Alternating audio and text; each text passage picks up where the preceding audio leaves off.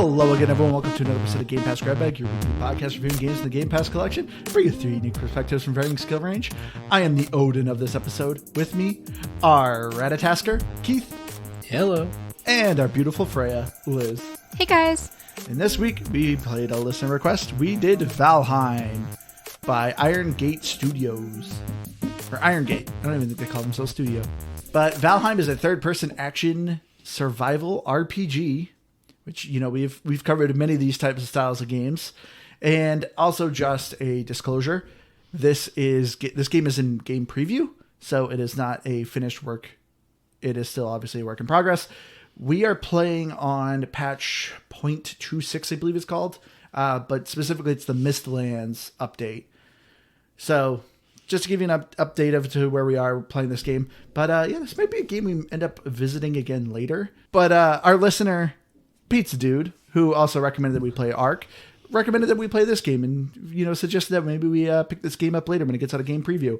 So thank you so much for the game suggestion, because getting right into it, Valheim is a definite game for me. I had so much fun with Valheim. Like I said, we've already covered a lot of these survival builder type esque games. You know, we've done Ark, we've done Grounded, but there's so much that Valheim does right. And, you know, I'm going to get into it as to what makes this game different, but I had so much fun with Valheim. Yeah, this is a definite game for me. Well, I guess if you want me to go, Either one of you. Well, I mean, I guess we'll do it as we'll do the sandwich like we usually do. So this one's kind of unique for me in this aspect, in that it is a pass in its current state, but I actually do want to revisit it when it comes out of preview, because I see the framework of an actual survival game that I might enjoy, but I'm struggling with certain aspects of it, I guess, that make it tough for me to call it a true game for me right now. I'm very surprised, because I have some questions for you, Keith. Go ahead, Liz. It's definitely a game for me. Because like last week we did Mass Effect 2, and I thought that I was going to finish it, but this has actually been keeping my attention, so I haven't gone back and finished Mass Effect 2 because of this game. So it's definitely a game for me. Man. All right. I feel like this could be a juicy episode. Because Keith was the lone person standing last week with Mass Effect 2, and now I guess he is with Valheim. So I guess I'm going to be a bad take guy from now on. I don't know. I'm just glad that I'm not the one giving all the passes still, because I had quite a streak going. But getting to the story of Valheim, you are a unnamed Norse warrior who has recently perished, and you're being carried by the Valkyries, unfortunately not to Valhalla, but into essentially what is the Norse mythology of Purgatory, which is Valheim, which is this 10th world where Odin has banished these great evils into this realm, and he thought they were asleep, but they just recently started to stir. So Odin has needed some of the best warriors from Middle-earth, or Midgard, not Middle-earth. That's Lord of the Rings. But here you are, you're recently deceased, you're carried in by a Valkyrie into Valheim, and you are trying to build a fortress, get geared, and fight the bosses that have grown and woken up. But going around, did any of you guys catch the story? I mean, the game, I feel like you guys can't say no, because the game literally kind of gives you a text at the beginning. But I forgot about it, though, to be honest, because you're revisiting, like, and I was like, oh yeah, that is the story. I do remember that. So, guys, you put so many hours into it, and you're not really getting trickled more story. I feel like you're finding the stones. A little bit, yeah. You find these stones that kind of give you. Honestly, I always found it to be nonsensical of like these story elements. And you have the bird helping you, but there's no real like characters and stuff, so. Yeah, well, so they're weird little like poems almost as you go through, but like, and I can't say I've ever read what is it, like the Odyssey or whatever, but it's like that's no, the Odyssey is Greek. Oh shoot. Well, either way, it's like, but it's all like poems though, and it's like mythology and all that. So it's I making the comparison in that aspect if they're just these short little like stories, but they don't really, like you said, they don't tell a full message story, but they're supposed to be telling a bigger one. I don't know. It's they're a neat aspect, but nothing that said, boy, here's a ton of lore and all of that. But yeah, I thought that was like kind of a cool setup to the game, and I go back to a really cool framework for what this world is and what you're doing here. Yeah. But as you know, I'm generally a fan of like these mythology type of games and things like that. And while it's there on the surface, and it's a game preview, so that's why I stand by, sure, it's a pass for me right now, but I look forward to it coming out of game preview and seeing where it goes to.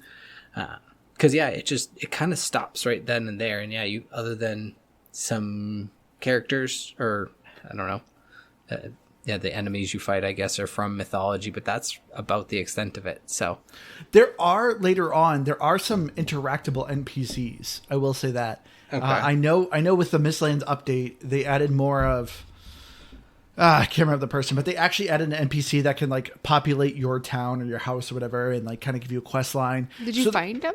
No, we haven't got to them, but there is, I will say, more interactable NPCs in this game that you then probably honestly of the other arcade builders we've been with, because Grounded had very little NPCs you can interact with, and Ark, I don't remember interacting with any of them. Oh no, you did if you played the DLC, but I enjoyed, like, you don't need too much of the story, as you guys kind of said. Like, you know, I thought the beginning was a good enough context of, this is a Viking mythology, you are essentially in Viking purgatory, and here you go. Like, that's kind of set you off on the path. Like, that to me was enough of a story to be like, all right, let's keep going. I don't need this constant, like, oh, you defeated this enemy and Odin is happy with you and blah, blah, blah. Like, it was a nice means to an end of, hey, some bad guys are, you know, getting too strong in purgatory. You need to stop them. All right, cool. For the amount of times that we play a roguelike and I'm like, oh, it doesn't really matter. The story's not there. It's got a means to an end, and it's all it is. And oh no, it should have more of this and it should have more of that. And here you are. Well, it just needs means to an end. No, I think you're right that it sets it up fine as it stands. But we're talking about a deep mythology, and there's none of it. And most any. Oh, so you're upset that there's not more. Did you not listen to what I said earlier? I did not. I said that I love mythology in games. And yeah, that's right. Okay, I did hear that. The fact that it scrapes the surface and then just leaves it all out, especially because in video games and movies and all of these things, like, people tell their own stories with it. So there's not even any twist on it. Like, why does Odin want you to kill these guys? Why are they bad? What have they done to get themselves exiled there?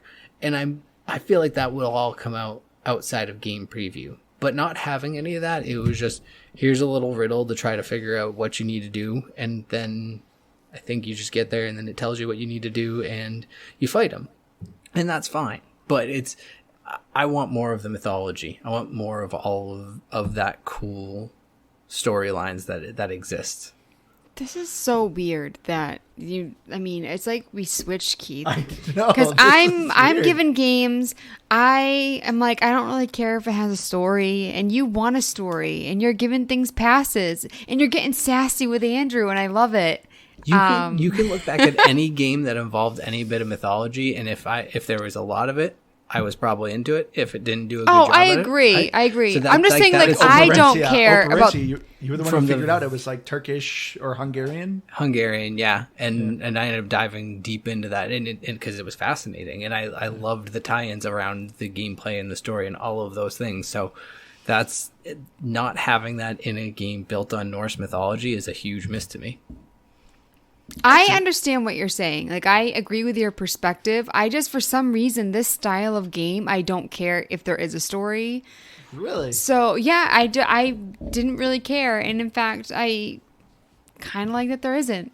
That being said, I mean, I might change my mind if they put story in there, 'cause I might find it really interesting. But as it is, like, this style of game, I mean, I just love the building and the collecting of resources. And so for me, it's like whenever that bird comes along and you have to talk to him, just like, listen, I get it. You have to help me, but You're not much of a help anyway. It's not really a tutorial. Which I want to ask you, Keith. How did you pronounce the bird's name? Huggin. I did With a too. deep southern accent, of course, too. Huggin. I'm sorry to everyone from the south. I'm not being I knew that it was wrong when I said it, but it just like... I mean, it's Huggin. I thought it was Hugin. Maybe I pronounce it Hugin. Yeah, I mean, it probably is. Or Yeah, because I think it's one G. I think that's why There's you're two like, Gs. yeah, because you Probably a corrected silent me, and I G. was just like, I like it. It's like Huin. But I like Liz, when I was playing with Liz, she's like, oh, it's Huggin. Yeah, because I wanted to give him a hugging every time I saw him. But that's a good question, though, of transition of how do you think this game worked for newcomers? So as Keith kind of obviously mentioned here, as soon as you start the game, there's this bird that is essentially is the tutorial or the guide, whose name is either Hugin or Huggin, because we can't quite figure it out. But he essentially tells you, like, hey, you need to do this thing, you need to do this thing. So it's like it's not super hand-holdy, but it gives you a good direction. How did you guys feel this game was for newcomers? I think if I didn't play with you, I would have been frustrated with figuring out how to upgrade like the workbench and stuff. I think I would have had to Google a lot more. And also the building, like I went into it like not really thinking. Andrew like gave me some tips and tricks. Tips and trips. But but I did actually struggle a little bit with that, which I was surprised. Like there's just some things that just are a little finicky. And yeah, so I definitely think playing multiplayer was a big help for me. So I wouldn't say it's the most noob-friendly game in this genre, but I mean, I don't think it was like crazy difficult to piece together. Well, so I went completely solo for this. And I don't know, I think like most of this style of game, I probably would have preferred to have gotten some multiplayer time and probably playing with you, Andrew, because that's how I tend to get better. I kind of figure out what you're doing and you figure these games out. Better? These style of games, at least most of the other ones, I don't really care what you're doing, but I know that you're good at these, and so I try to like keep up and do what you're doing. But so from that standpoint of trying to do it solely by myself, I found it to be not as much as I wanted. Like I as you know, I don't want something to be, here's how you walk, here's how you look up and down. And some games do that. And I hate that level of it. But I mean, it can be fine, but I don't care for that. But I also was sitting there going, wait, what am I missing?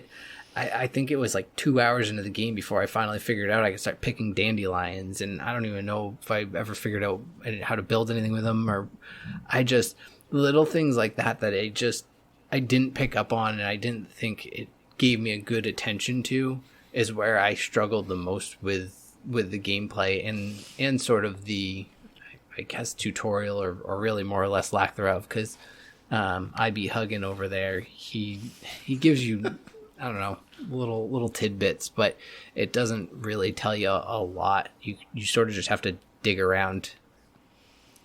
Well, I also think too that it's kind of noob friendly in that, like, for instance, the food doesn't expire, at least like with the way that it is now. So you can put cooked food in your chest, raw food. So there are little things like that where you really don't have to worry too much about survival. I mean, there's always berries around. If I can, kill the animals, like anybody can.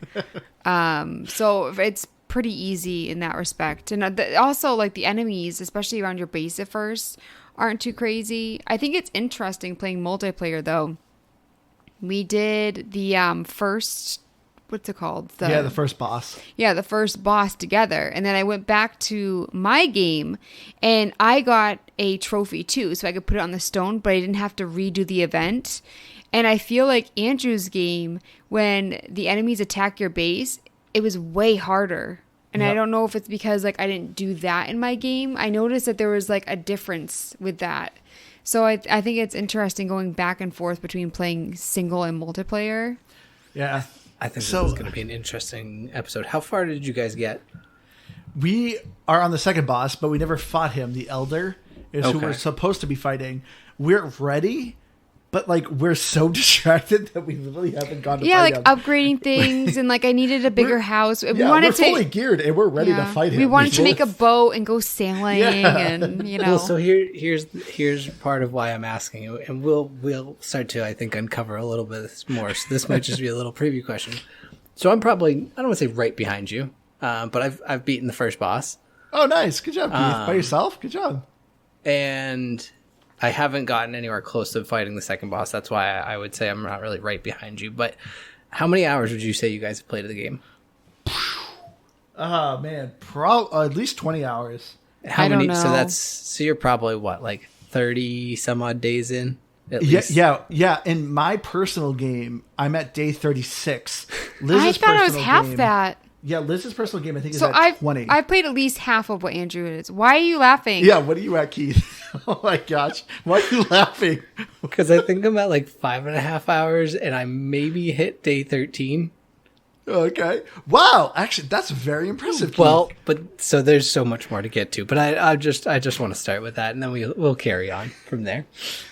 All right. So I want to say, as far as like the other builder games we've gone through, I personally feel like this game is the most noob friendly because I did have a Wikipedia up and I was looking some stuff up, but I did feel like this game for the most part was really drip feeding you on like what you're supposed to be doing and how you're collecting things. Like there's a good amount of resources you're collecting in this game, but as soon as you pick up something and like you know all the ingredients of a specific recipe, your character instantly learns it. So there's like your crafting will get better and you get better weapons if you can discover all the resources for a particular item. So to me, I felt like this game had a nice drip feed. I felt like the very beginning could maybe be improved. I was going to say that because you were frustrated with not being able to upgrade and then you figured it out. So I think that because you are so good at gaming and the fact that you even struggled a little bit at the beginning, I definitely think that's like a little... Yeah, particularly the item flint. So when you start the game, you're in an area called the Meadows. And flint is a little rock that is only along the water in the meadows. And I wish the game directed you towards that because both me and Liz fought the first boss literally in rags and with clubs. Like we literally had like starting equipment when we were fighting the boss because we never discovered flint and we didn't know anything about it. And so like me and Liz hit this wall. We were like, well, the bird tells you like, oh, bring your best gear. You're about to fight a boss. And so me and Liz were like, well, this is our best gear because we never just found flint. So we fought that deer and we each died like 10 times. We literally brought the deer close to our base so we could keep spawning. And literally we just threw bodies at the deer. We literally just kept going and dying and repeating and just kept going in. So that's why I'm impressed you did it, Keith. So this is where we don't diverge very far. What's interesting, though, and kind of funny, I think it was probably more of a sheer luck. This isn't like, oh, boy, I'm smarter than you, Andrew. I actually got you on this. I happened to find flint at one point, and so because I found it, it was like, hey, you can build a flint axe. I was like, all right, well, I'm going to do that because that sounds like it's going to be better than what I have. So I had a flint axe. Honestly, though, the club is really strong. So I used the club actually quite a bit on... I barely used the club. I always used the axe. My club was almost I think the same level as my axe, and so I dealt quite a bit of clubbing damage, but you went straight clubbing. Yeah, I was clubbing all the time. But I will say, I kind of did the same thing, and so this is where going back, I'm gonna reference my state of pass right now, and where I think it's more a state of the game issue than it is what the overall gameplay is intended to be and will be, because that drove me nuts. I didn't accidentally start the boss. I absolutely was like, okay, I'm gonna try this. I think this is the best I can do. I went into it and I did what you did, as I just threw my body at it constantly. Well, that was after I ran around for about 35 minutes, like Dark Souls style, trying to like dip, dodge, duck, and dive away from this thing, take a couple hits. Like 40 minutes into it, I just said, screw it, I'm done. And then I realized I could just keep dying. And so I was like, okay, well, this is easy now. So there's that. But what really drove me nuts is in a game like this, if you're going to be fighting bosses that epic, then it needs to be you fight it. And if you die, that's it. And not like forever, but you have to restart it every time. Because otherwise, especially in this survival style of game, there's no running away from this thing. I couldn't just be like, okay, I'm clearly not strong enough now, I'm gonna run away, because it chases you infinitely, which I think is a issue of the current coding on the enemies, because every enemy does it. And it was one of my biggest gripes, is I would accidentally take a wrong turn into some corner of a forest and find some troll that just followed me until I died. And so, and then he'd be too close to where I needed him to be, and it was just a whole thing. And so that was one of my biggest overall gameplay issues, that I'm like, I didn't have fun a lot of times, because I was just constantly running from annoying things, I felt like. I agree. And it's where we are now, even with like, so everything that you do, you accrue more points to it. So like your running gets better. But even with that, like you can't really outrun enemies, like you said, even where we are now. They just keep following you.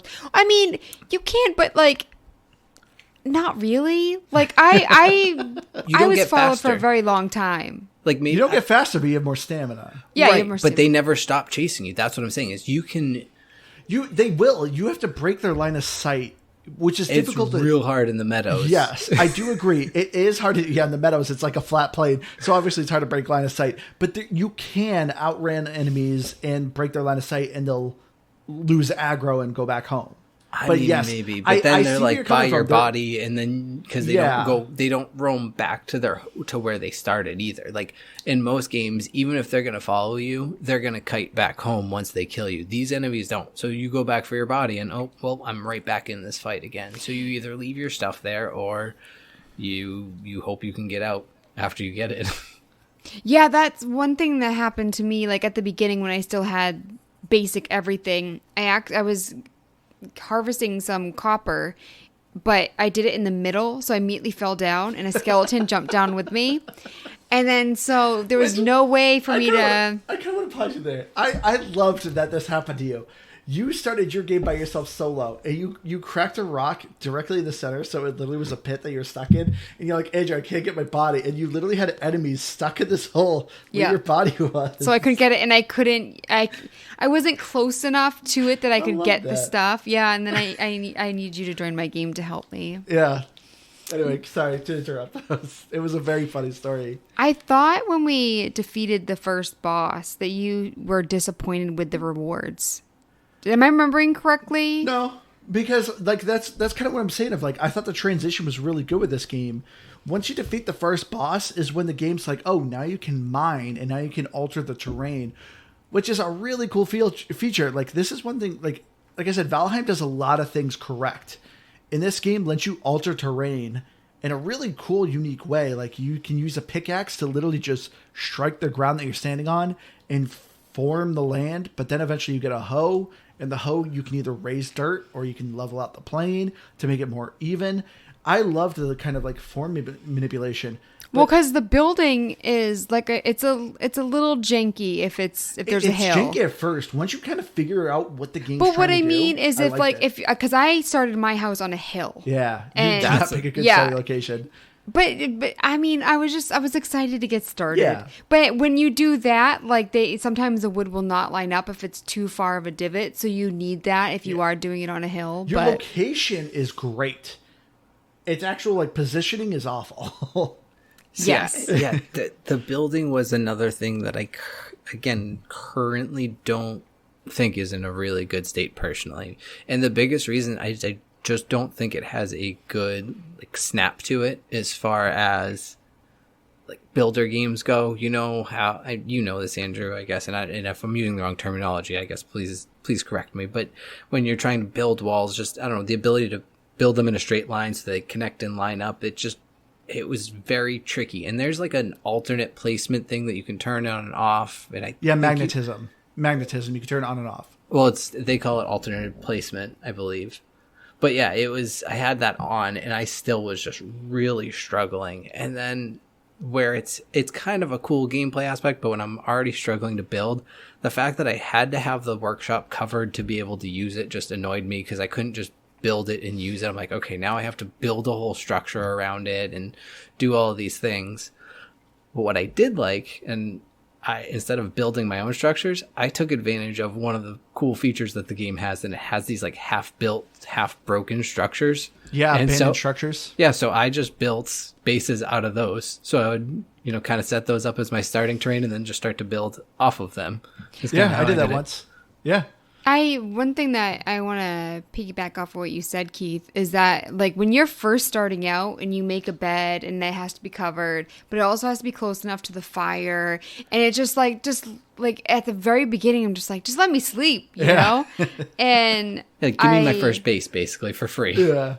I also think too with the building, I feel like I'm really enjoying it now. Like I really thought it was frustrating at the beginning, and I have definitely like adapted a little bit, and I'm figuring out like the best way to go about it. But seeing some of the YouTube videos of people building houses, yes. So it's like I'm sure I said earlier, I'm like, oh, it's a little finicky, and it is. It's not the smoothest, but this game originally was PC, so I think it's more based for PC. Yeah, that makes sense. Yeah, but I definitely see that like you really can do a lot, and it Yeah. gets me excited. It's like because I'm playing Minecraft right now, and I'm looking at like videos online of like things people do in Minecraft, and just like I can't wait to do that for Valheim. Well, yeah, as far as I can tell, I don't think there's a creative mode in Valheim. No. Did any of you guys see that? I don't think there is. I think it's just this game right now. Yeah. ahead. Well, I was actually, what it needs to do, Liz, and I was thinking of this, is like we were talking about the tutorial. This is where I think the tutorial would be great, is a lot, and especially in survival type of games. It's going to go, like it's going to drop you off, and it's going to immediately be like, hey, you're tired. Here's what you need to do. You need to build a house. Then you need to build a bed. And it's going to basically give you that, like, where a lot of times it actually, like, snaps blocks where you're building it, if you will, or at the very least walks you through the steps of all of what you need to do and sets you up. This instead just lets you go, hey, like you said, Liz, you build a house, be like, great, now I can just put my character to sleep. No, you can't. You need the structure. You need this. You need that. And so, I don't know. That could be part of the tutorial, I think. So I want to stop you for a second, quick, because this is something that I think Valheim does so incredibly well. I see where you're coming from, Keith, but this is what I love about with Valheim. It's not necessary. Like any other survival game we played, Minecraft, Grounded, Ark, when it comes to nighttime and if you do not have a structure built, you're just screwed. Like enemies are swarming at you, like your character isn't like properly, like doesn't have sleep, your character's hungry, your character's thirsty, like all these different things. In Valheim, it doesn't matter because all these things that you're doing are just buffs. They're not something that's like, oh, your character is going to die because you didn't sleep. Your character is going to die because he's hungry or he's thirsty. Everything is just a buff or a debuff. So when it came to nighttime, this is the first survival game I felt like I could play during nighttime. Grounded was way too dark. Ark was way too dark. And like it's just like in Minecraft, there's so many enemies that I'm constantly being attacked by zombies or creepers or skeletons. In Valheim, it just felt like, no, you can just keep playing. It's just, it's a little harder to see, and you're not getting the buff of rested. So that's one thing I loved about Valheim.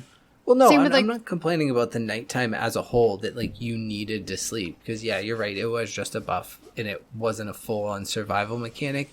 I'm just saying as far as like the ability to like kind of just teach you how the building structure works in this game, that it has like the idea that it has these not weird mechanics, but mechanics like that. Like, hey, things have have to to rules. be. Yeah, you go, rules. Like it has rules about where things need to be placed and where their proximity is to other things, and so a better job of walking you through that process, I think, would be helpful. Yeah, and I do agree with that because there is a lot of like little mechanics that are playing in this game that aren't quite explained to you. Like smoke. Smoke is a significant feature. You have a fireplace. And yeah, you could put it outside your house, which most people do, like I did, of like, I have a cooking pot, like why would I want that in my house? A wooden house, I don't want fire in my house. So I put it outside. But it's like, oh, you need a roof because, if it's raining, it puts out your fire, obviously. So then you got to put a roof on it. But then that roof is generating smoke. And if you have an opening in your house, you're generating smoke within your house, which can choke out your character. So there's like these really cool, interesting elemental mechanics to this game that isn't explained. And I do agree with you, Keith. I think it would have been nice to have some explanation of some of the rules that are going on. I also think too, though, that some of the very basic rules that they gave me, I forgot. Like I remember when we beat the first boss, there's like that deer mode.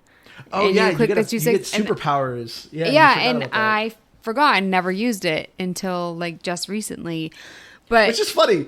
Every time I was playing with you, I kept saying, activate deer power. Did you just think I was just saying? yes, or I thought like you had a special food that was giving you like a special deer meat or something, because the different foods give you different buffs. Like yeah, So I literally kept saying this phrase, and Liz just thought nothing of it. So to explain, the very first boss you fight is a huge deer that shoots lightning.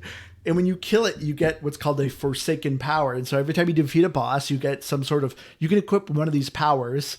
And so the first one significantly reduces stamina consumption when you run and jump. So when I knew we were traveling far, I would go, activate deer power. Liz apparently thought. yeah. I mean, at first I thought you were just being silly, but I also think too, like what you said earlier, that this game does a lot of things great, and I agree with you. There's some things though that Yeah, I you should think agree with could me. fix. So one of the things that I agree the game does really great is I love when I am use my pickaxe and I can look around me without stopping using my pickaxe, because obviously enemies are sneaking up on you all the time, and I thought that was a really cool thing that they did. But there's a couple little nitpicky things that I do not like. I don't like that when you're building and crafting things like furniture that you can't just move it. You have to like disassemble it and rebuild it. Yeah. And something that Andrew, that you brought up, the chests need like an auto sort, and also like Yes. the chests need to be bigger. If you're doing I a survival haven't- RPG, auto sort needs to be priority number one. Yeah, we haven't been able to like upgrade our chests, and with carrying, you always like carry the same amount so far too. But like the chest specifically, it's like let me fit more in. Like it just like frustrates me. Like I need to also. Same with like the pickaxe. Like we're stuck at our level of pickaxe, and we really need to upgrade because we're constantly like running out of. We have to repair it and then go back. But those are just a couple of like nitpicky things that I just feel like it would make the game so much more fun, because like for me, like I'm like separating different chests, and I just think it would make it like, a smoother gameplay Quality of experience. life is Yes. the phrase you're looking for. How do you know that's the phrase I'm looking for? That's The way you're saying things. Is like, quality you're of looking life for is quality the of phrase life. that Andrew's interpreting your words as. I'm mansplaining. I'm sorry. Yes, thank you, Andrew. That's okay. That is what I said, but in different words. A smoother gameplay experience isn't a bad phrase. Well, so I don't know, and it's funny, and I only used one chest, so it wasn't like, oh, this was the survival game that I turned it around and I was super organized and I had a bunch of things going on. But I don't know, I feel like having a bunch of chests is something you do in any of these. The lack of auto sort on the chests and or your own No, a inventory lot was of them you upgrade the awful. chests, so you have bigger ones. I feel like most games that have chests, you eventually get like a bigger one. I'm just thinking, even when you have those upgraded chests, like every time I jump in with Andrew, he's like, all right, this is one's armor, this one's weapons, this one's this. And even if it has 50 slots, it's still all organized into different things. So it's just a lot of chests anyways. So that part doesn't bother me. I need good inventory management is the biggest thing that I need. And like things you equip, like having armor, that needs to leave my inventory when I equip it. I don't like that staying in my inventory. That was a gripe. Yep. I have to say something about you saying that Andrew has had all these chests and like this one's for this, because when we were playing Grounded, I'm the one that made all those chests. I'm the one that organized everything. Liz And is the one that Andrew, organized everything. no, hold on. Andrew's always the one that puts things wherever he wants. I will fully So I agree would with go that, back and yes. he's like, well, we don't have any of this. And I'm like, yeah, we do. Then You why put it in are the you wrong the chest one and I put it back in the complaining right about one. having a lot of There's like a chests? symbol on it. Like a spider symbol or whatever. So when you saying like, oh, Andrew has these like chests sorted, I'm just like, I just don't believe it. No, that's 100% Liz who organizes Oh, everything. and I believe it. I'm just saying, in general, then I guess it makes less sense to me why you would have an issue with having to have all these different chests in Valheim. But I don't know. That's all I'm saying, is that there's a lot of chests in all these other survival games. A lot of chests here is fine with me too. Yeah, Liz is definitely the organized person of this relationship. Both of you are correct. Whenever I'm playing these games, I just throw stuff in. But yeah, like I do think it's surprising that this game does not have an auto sort button, because if you're doing a survival game, like I said, that should be priority number one. I just need to click left stick or something and just all my rock go in here, all my stone go in there, all my wood goes in there. Like it just makes it so much easier. Like, come on, Iron Gate, that needs to be your number one priority. You need to please add an auto sort button, because this game too, like there's numerous times where in my inventory, I'll have like a stack of wood that's like not at max capacity, but then it'll auto generate another stack of wood right next to it. And it's just like, just combine them for me, please. Yeah, but sometimes it would combine. And also, why does all the wood look like the same kind of color and stuff? Yeah. And it's like you actually have to hover over it. It's just like, because there's a lot of times I'm like, I have wood on me. Like, why can't I build it's this? like, oh no, this is fine wood. But then there's core wood. But they're and then there's all like the generic same wood. color-ish. Yeah.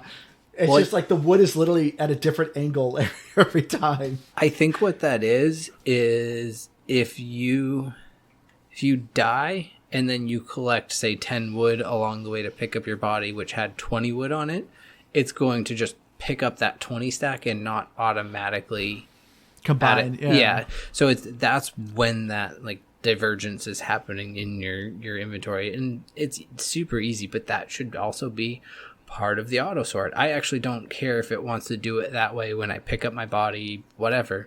But if you have an auto sort button, it can auto combine things too. Yeah, I know.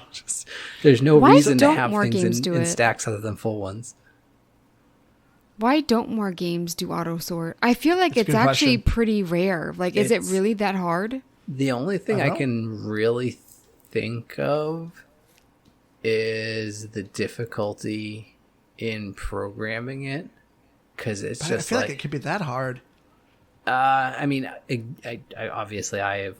We're not programmers. So Yeah, but I I have seen enough coding and language things like that to kind of like you'd almost have to like basically like pull every item in the database and like sort it in the it's like a whole big thing that they'd have to do. That I'm sure I know it's doable. Obviously, it's just I actually would bet that it's harder than it seems like. Is all I'm trying to get at. Yeah, obviously it's not something you just like push a button. There you go. But right, but I wanted to ask you guys though, where does Valheim sit for difficulty for you guys? So Keith, you played completely solo.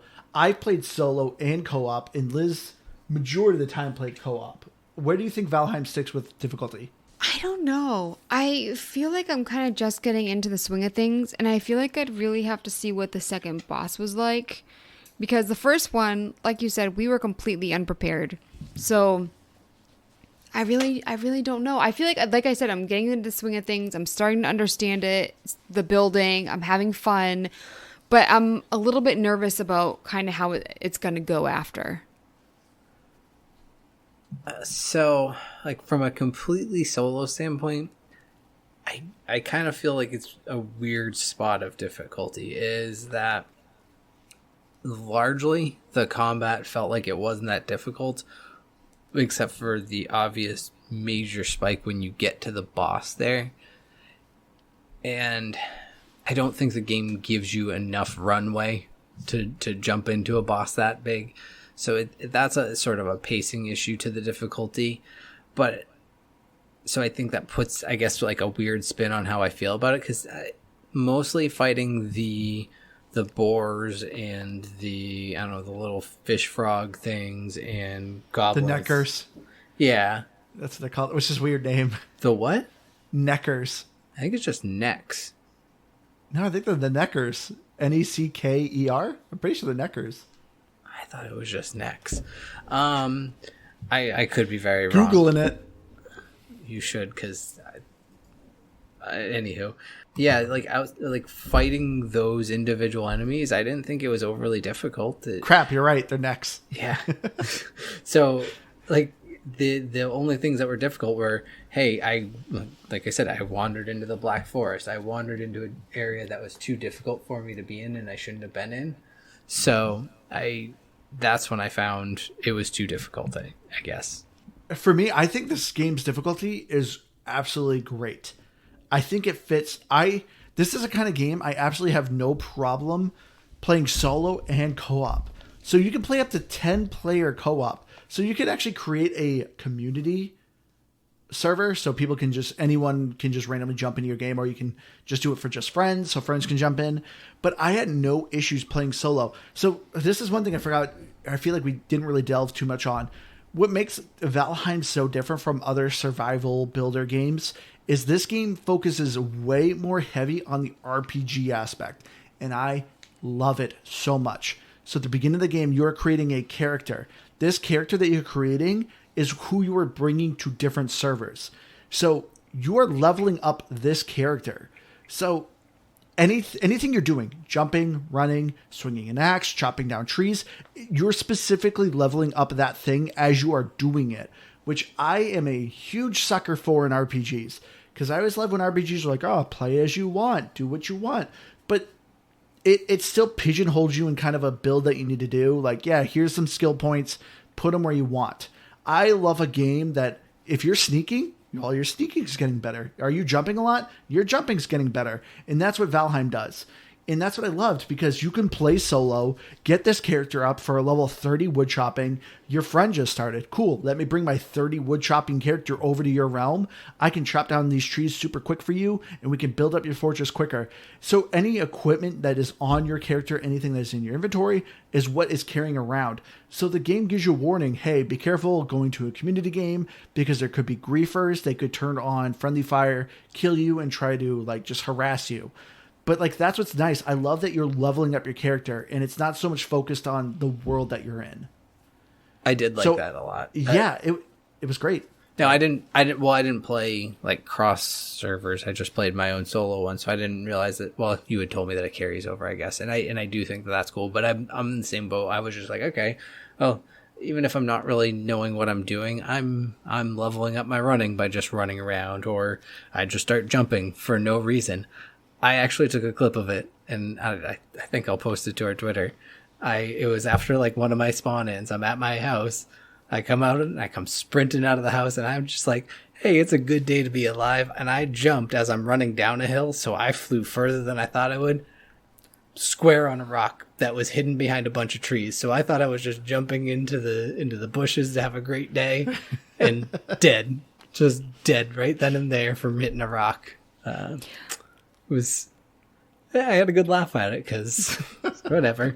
Because actually, too, one of the things that I liked is sometimes with this type of game, if you die and your body drops and you don't have a chance to pick it up or whatever, you die again and your body's gone. You just lost all of your stuff for good. Oh, really? No, this one doesn't. Valheim doesn't. Oh, okay. I'm saying is that some games do that, whereas Valheim, if you don't get a chance to get back to your body, it just marks it, and you can, well, if you're like me and you have 30 different death markers around the game, then it's going to be hard to figure out which one it is. I have way too many on my map.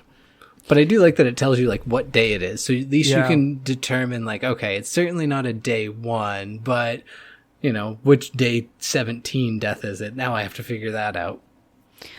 I like too that you can use the environment to help you with enemies. I killed a bad guy with a tree. Because a lot of times when I chop down the trees, they'll knock others down. Sometimes they might hit you. But there was one time that I was just like, I'm going to see if I can hit him. And it worked. And it was lovely. I also think, too, with this game, Andrew just made a teleporter. And I think that's going to be a game changer. Because the map is actually pretty big. Yeah, it's very big. And I feel like there's just a lot of back and forth. Especially if you're I need copper, I need tin, whatever. And so I think that having multiple you can have multiple, I assume. Yes, you can. So I think that's going to really make the game more fun too. Yeah, what's cool about the teleporters, you give the teleporter a name. And so that's how you link teleporters. So I named a teleporter Copper, and I have to create a second teleporter and name it Copper. And there you go. Now I have a teleporter to that location. Yeah, but you said that it can't bring copper, though. It can bring anything but copper. For some reason, it will bring anything but copper. So I'm wondering if that's actually a bug that all portals can't bring copper. Did you make one, Keith? A teleporter? I didn't get to portals yet, so that's part of where I can't really offer much input on that. But I do like that teleporters are a thing, and it goes back to where I don't know. I keep saying this about Valheim is I just don't want to really play it in the state of it because there's too much bare bones to it, and I think the framework is so good. I want to see what it's really gonna get to because of like the points that Andrew was saying too earlier about how it's really so much more on the RPG focus rather than the builder aspect of it. And then like on top of that, I think it's also very combat focused. So I think that, I don't know, it could turn into something really fun, but as it stands right now, I'm kind of tired of running back and forth and just feeling like I'm doing the same thing over and over again. Yeah, I was feeling that way a little bit, and then with the teleporter, now I'm getting excited again. I can see that. But I also think too with, because obviously this is in preview, that's the word. Obviously this is in preview. So at first I was like, well, that's kind of a bummer because I'm going to want to replay it for achievements and then I'd have to like probably start over with my base and everything.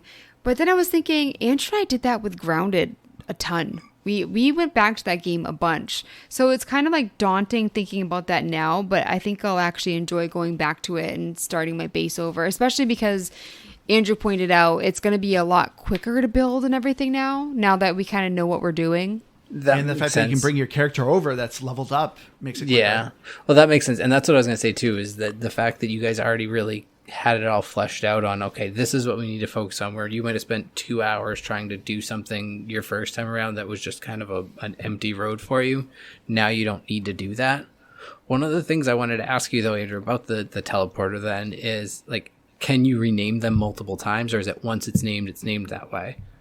I think once it's named, it's named. And that makes sense because I was wondering. I didn't try. Because you could like almost create like a central location, like your base basically, and then just rename it every time to the teleporter, like rename it to copper and then have one that's tin and rename it to tin so that you can go to tin. Well, you should be able to rename it if you disassemble it and then rebuild it. Oh, I guess because that's whenever true you disassemble something, you get 100% refund. That's a good point. So I guess you could do that. It feels like a little bit of a janky way to do it, but yeah, I guess that kind of works. But otherwise, yeah, I was going to say you just have your central one that you just keep renaming. But you just need to keep creating just new portals, which it wasn't too expensive to make, but like you could come up with goofy names. Like when me and Liz played Grounded, we literally had, you just could create like pings, like actual like symbols. And me and Liz would always say, oh, it's diamond base, because we put a diamond on it. But like in Valheim, we could create a portal and call it Diamond. Yeah. Both me and Liz would instantly know, like, oh, it brings me to that base. Even though there's no correlation as to what that base actually purpose is. No, but that's what I loved. Yeah. And like the game, just these simple mechanics that Valheim introduces is just so much fun. Like just naming the portals. And we didn't get to sailing. Like me and Liz only scratched the surface on sailing. But the sailing in this game was really fun. Except really when cool. there's no wind. Yeah, except when there's no wind or you're going against the wind, then you're kind of screwed. But I think you get bigger boats that you can actually kind of counter that. I got a blueprint for a boat. Yeah, the Carve. Maybe. I don't know. That's the one we had. So I'm curious how the graphics were then out on the water. Just yes, if you don't mind. I guess I was going to transition. It's no Sea of Thieves. I'm going to say that. well, so there's that. But because one of the things that, while it wasn't like, wow, this is mind-blowing graphics, I thought one of the coolest visual experiences in the game, and I'm guessing you guys probably had at least one of them happen, is when there was a lightning storm or like a rainstorm. It, like the way that the lightning would light up the forest and like kind of not echo, because obviously light doesn't echo, but I think you know what I'm like, kind of what I'm saying, of like kind of reverberate around the forest. It was a really cool experience, and it almost had like, it wasn't scary, but it had like a horror type of feel to it, and I thought that was really cool. The graphics of Valheim, I dug a lot because it's kind of low poly, but also isn't. The textures are kind of more low poly, but I love the art style of Valheim, because that was the thing too I completely forgot about until I was playing co-op with Liz and I looked at her screen and she was looking up at the sky, but you see the world tree above your character and like extending out throughout the world. And it's like, and that's like little details like that where it's like, oh yeah, like we're in Valheim, we're in kind of a purgatory of the Norse mythology. And I really like the graphics of Valheim. I agree, but I felt like sometimes like my character looked a little, they make it so that you know if you're encumbered, if you're wet and things like that, but there's sometimes where like my character was hunched over and it just looked really awkward. And I also sometimes couldn't tell if I was wearing pants. I didn't realize you had to equip them, but I just, I don't look different enough that I noticed it. I think it's because everything is kind of like dark when you're looking at your character, and I never know if I'm clothed. I know it's like now I do, but if I'm not paying attention, like if I die or something, I probably won't notice for 15 minutes.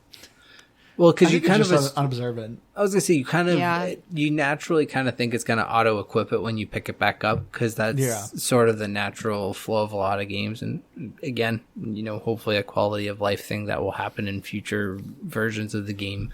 But overall, I thought I know what you're saying as far as the kind of low graphic look to your character, and when you got up close to things, but that's where I think kind of like what you were saying with the world tree is like the bigger world around you when you just look around it, because it actually has a pretty good what's like not pop in what's the right word, like when you can see things off in a distance and they're actually like there. Field of view. Yeah, like I don't know. I thought there, but pop in's also a good explanation. But yeah, like it gives you like a far distance. It's not just like, oh, this thing's 10 feet in front of you and then you start seeing the rocks. It's like I feel like you can see a big distance, and it has a good aspect to that. So overall, I thought the graphics were pretty good. There was nothing I would really change about them, because I don't think it needs to be 4K, top tier graphics, but it also doesn't need to be another Minecraft.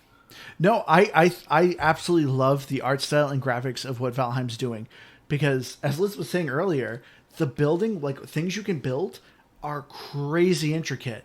Like, that was my issue with like Minecraft. Everything is boxed in squares, and unless you have a very creative mind, like Liz is like learning how to create like furniture by using stairs and like some other different like pieces that you can use, and it looks like a couch.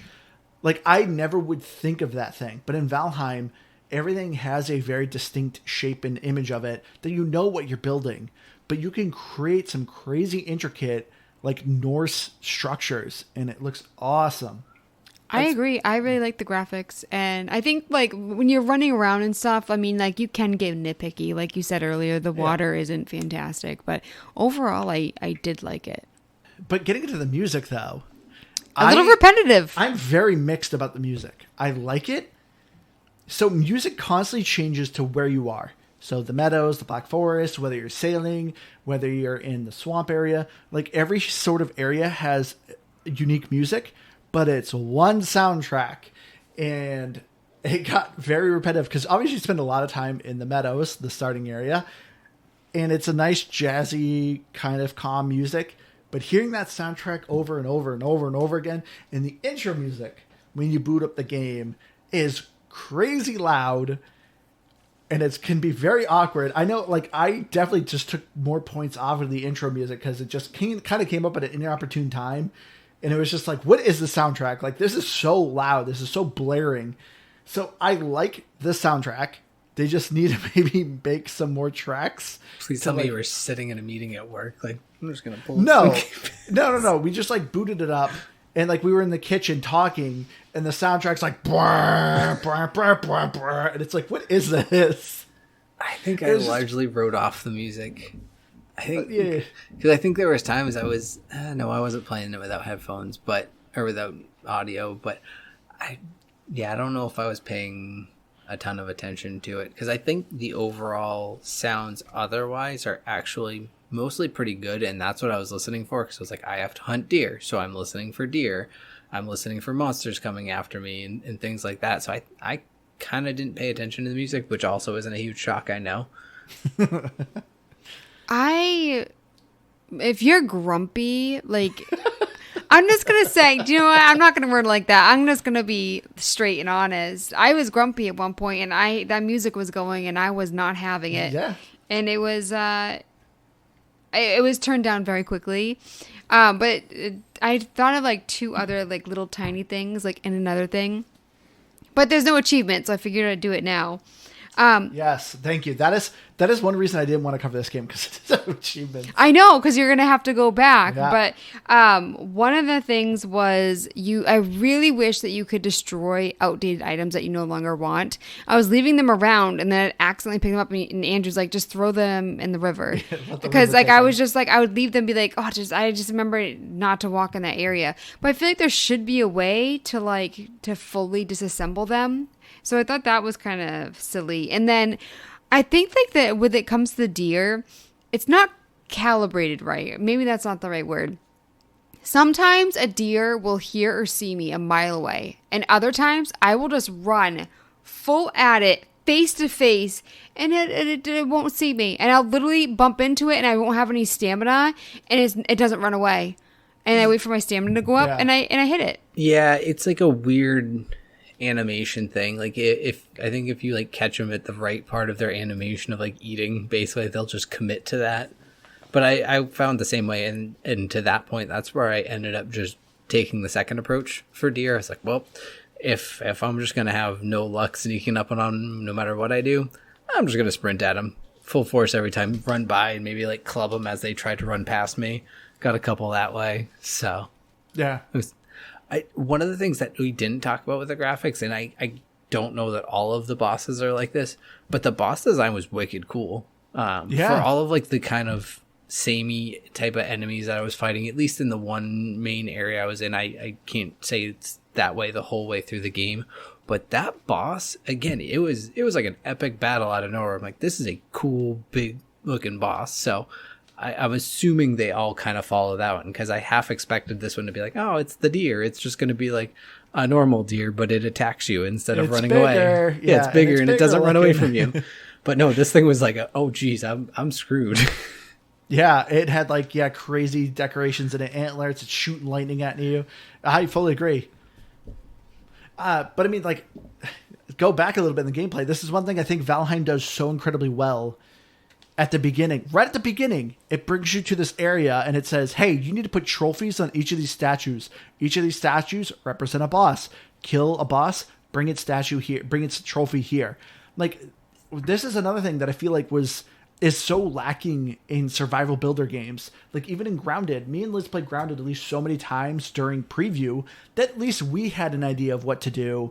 And when the game finally came out, like, it gave you a bit more of a guidance. Ark gave you zero guidance. Well, not zero, but I felt like Ark was very hard to figure out what I was doing. In Valheim, it's very much front and center. Your goal, kill the bosses, bring your trophies here. That's what you're trying to do. And I loved that. But yeah, so this is, like Liz said, with the achievements, there's currently no achievements, which is very unfortunate because this is in preview. Hopefully they'll come out with them soon. That's usually, it's sad, but that's usually kind of my grounds of how I figured we should do a game, is because it has achievements. That means usually the developers are like, yeah, we're pretty close to being done. Here's the achievements. But I've at least heard from, not only from our listener to do this game, but I've at least seen online of people saying like how complete this game kind of felt. So that's why we decided to do this. But yeah, let's get into our final thoughts here. I'll start. Like I said, so we've covered a lot of survival builder games, Minecraft, Grounded, Ark. And to me, this is the first survival builder game where I truly actually felt like I did not care playing solo. Playing multiplayer obviously helps. Having more hands and more inventory people like to carry stuff obviously is a huge help. But I did not hate playing solo. I like a lot of other survival builders we do. When I'm solo and I'm going to a boss or big fight, to me, it felt like such a wall. Like, you need to have friends. You need to bring them with you, or you're just going to get stomped. But in Valheim, I did not care. The fact that everything is leveling up as I'm just walking, running, chopping wood, using a sword, everything's leveling up. And so that's how I felt. Is if I felt like this was too hard, cool, I'm going to level up my sword skill. Maybe I'll get stronger, and I can fight these guys by myself. And that's generally what I would do. in Valheim, if you told me this game was in game preview, I would not believe you. To me, we didn't cover a section of bugs because I encountered none. And I know the development of this game, like this game I think has been on Steam for over a year now. And I know the developers have been a little bit slow with updates because they're mostly focusing on bugs and stability. But I don't know about you guys. Did you guys find any bugs? Anything issues? I didn't have anything major. I know you said the whole line of sight thing with the enemies, but I still contest that they're not fully programmed correctly. Whether or not I'd call it a bug, they are not in a good state. I don't think. I just the level of following that they do and the way that they operate doesn't seem natural to this style of game. But outside of that, no, I don't think I ran into any real bugs. Like no weird, like, oh, I just ran into something and I died that I shouldn't have died from. So nothing comes to mind. There was one time I thought it was, but then I found out that there was a giant troll who chucked a rock at my head. But I found that when I came back, that's unrelated. I didn't find any bugs. I did get stuck behind some stairs in like an old abandoned tower, and I was beating those stairs for the longest time. Like, I don't know what they were made of, but it wasn't anything that we'd encountered. I eventually got out, but it was rough. It was a long time. Yeah. And so that's what I mean. Like, I feel like this game is so very stable to where it is. So I cannot wait. I pray that developer has please pick up the pace. I know this game has been selling like hotcakes on Steam, and so they've been able to hire a lot more staff. So I'm hoping they'll be able to get this game out of preview and get a finished product, because I cannot wait to revisit Valheim. I had so much fun. I thought the combat was a lot of fun. I felt like they could have done a little bit better with direction at the beginning of the game. I think the soundtrack could maybe be turned down a little bit, and I wish they'd add a little more soundtracks. But overall, Valheim is a ton of fun. And we didn't mention that for multiplayer, you can have up to 10 players. You did. So if you're one of that. Okay. So if you're one of the few people, unlike us, that actually have a lot of friends, this is fantastic to play with friends because it's pop in and pop out. I could not find anything online as to whether or not the game scales to whether there's more players. So I don't think like enemies get more health if there's more players, anything like that. But yeah, Valheim to me was a relaxing and fun time. I'm giving it a 90, and this is just in preview. I can't wait for this game to be out of preview.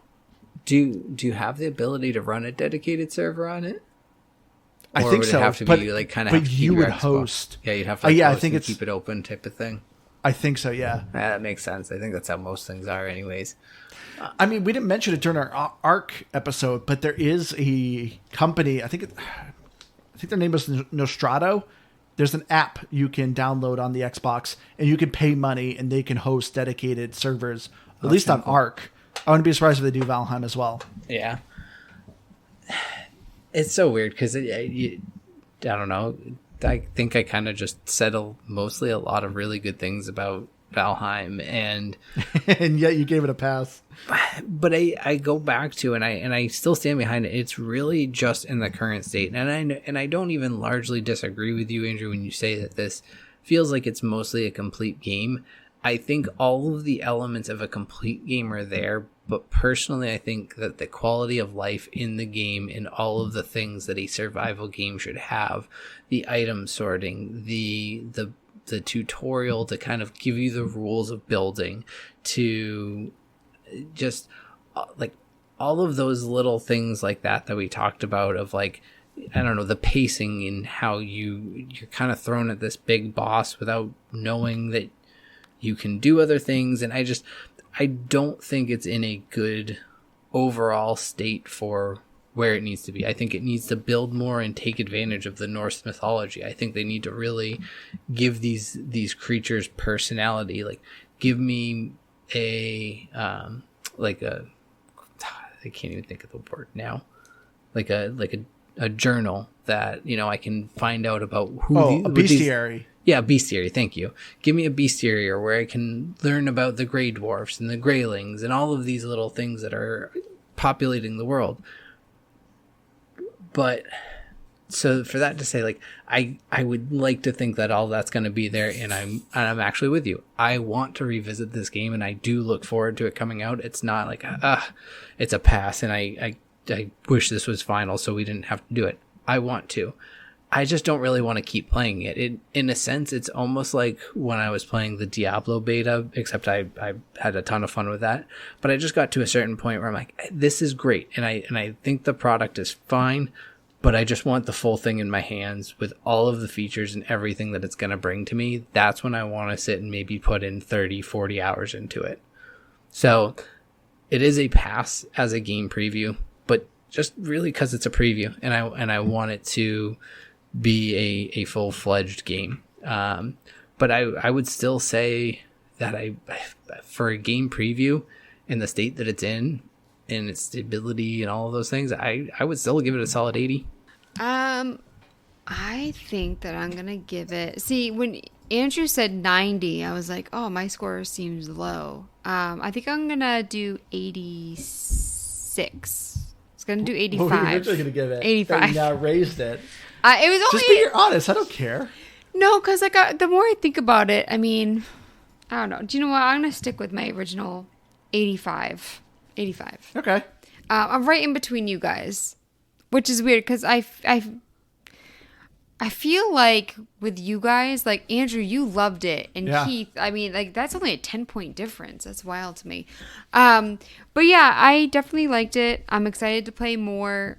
When it comes to like the bestiary thing that you're talking about, I feel like I never read those, to be honest. So don't care if they have that. But yeah, overall, I'm really looking forward to it. I feel like the beginning is honestly what needs the most improvement, and I'm not in the beginning anymore. So, but yeah. So definitely check out Valheim, at least in my opinion. I think it's a ton of fun. But yeah, thank you so much for joining us. If you have any game suggestions or you want to check us out, go to GamePassGrabBag.com. You'll find the links to all of our things. We love to hear from our listeners. So, if you want to shoot us an email at GamePassGrabBag@gmail.com. Love to hear other listener requests. Tell us what you think of Valheim or whatever. If you just want to talk to us, we just love to hear from you guys. I've been your hardcore gamer host, Andrew. You can find me on Xbox Live at Firebird01952. I have been Keith. And let's see, Pizza Dude. I think I largely like Valheim enough. You get a 7 this week. I'm Liz Noob, gamertag come on, I'm Dean, and I'm on Twitter and Instagram at Liz Noob, Noob is EW, and we have a Game Pass Instagram, Game Pass Grab Bag. I forgot about that. That I need to put more stuff on, obviously. I probably need to add that to our list of links because I forgot about that. Our link tree. I mean, I just said it last week, so That's true. All right, but thank you all so much for joining us. We love you all, and we'll see you again next week.